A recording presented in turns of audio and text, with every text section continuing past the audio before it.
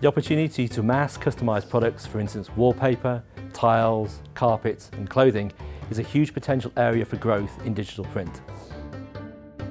Unlike traditional print techniques, where very short runs were not commercially viable, with digital print you can print onto anything and everything to give unique, customised and personalised products cost effectively. The introduction of 3D additive printing means you can also create customised physical products in metals and plastic. However, to realise this potential we need to think less about a printer or a press and more about a print subsystem in a wider factory. Digital inkjets will appear at multiple points on the production line, for instance during product decoration, packaging and labelling.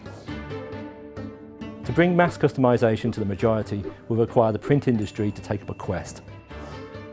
Mass customised products at near mass production prices are the retailer's holy grail. Print is not alone in this challenge.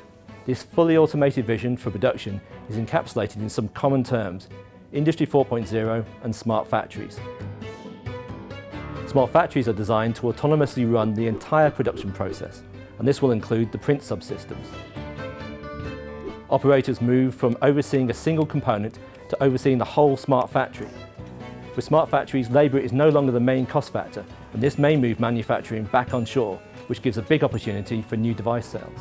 Zero stock, zero waste, and manufacturing locally are great for the environment. However, adding print to these smart factories requires a rethink in the software and hardware stack.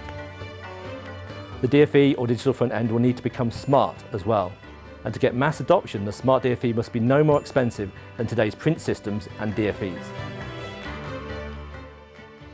If you're interested in taking up the quest, then find out more on our website.